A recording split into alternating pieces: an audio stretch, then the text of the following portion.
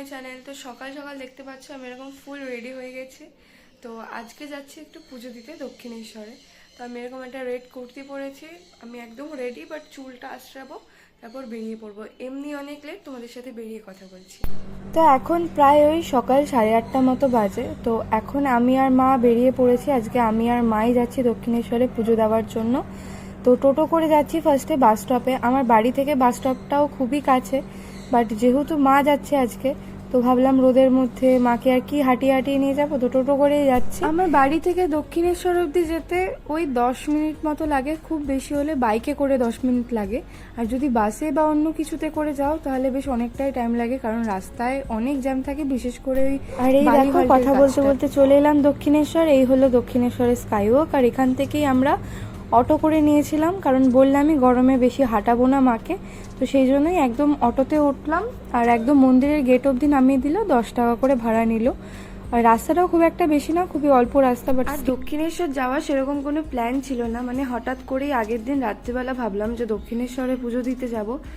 তো ব্যাস পরের দিনই বেরিয়ে পড়লাম পুজো দিতে। এর আগেও না অনেকবার ভেবেছি আজ যাব কাল যাব পুজো দিতে, বাট কোনোভাবে হয়ে উঠছিল না। বলে না, ঠাকুর যবে চাইবে তবেই ঠাকুরের জায়গায় যাওয়া হবে, তো সেই রকমই হচ্ছে ব্যাপার।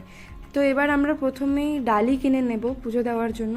তোমরা দক্ষিণেশ্বরে অনেক ডালির দোকান পাবে, স্কাইওয়াকে পাবে, মন্দিরের বাইরে পাবে, ভেতরে পাবে। মন্দিরের ভেতরে প্রায় 58টা মতো দোকান আছে। তো আমরা 6 নাম্বার দোকান থেকে ডালি কিনেছিলাম।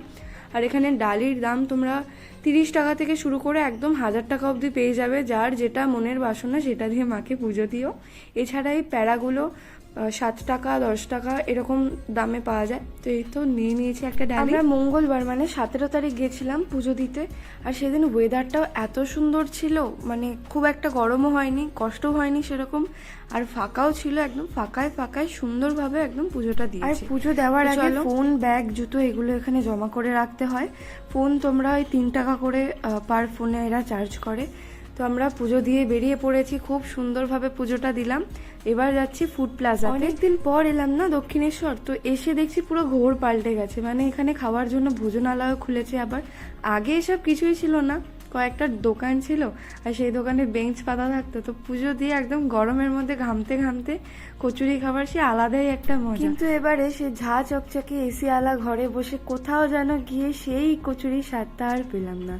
তো মেনু কার্ডটা তো তোমাদের সাথে আগেই শেয়ার করেছি। তো প্রথমেই গিয়ে একটা দই বড়া নিয়েছিলাম, তারপর মা এখানে নিয়েছে 1 প্লেট কচুরি, আর আমি নিয়েছিলাম এই এত বড় একটা ধোসা। এটা দেখে তো আমার টেনশন শুরু হয়ে গেছে যে এত বড়টা এবার আমি কি করে একা একা শেষ করি। আর এই কচুরির প্লেটটার দাম ছিল 50 টাকা, ধোসাটা 70 টাকা, আর দই বড়াটা 60 টাকা।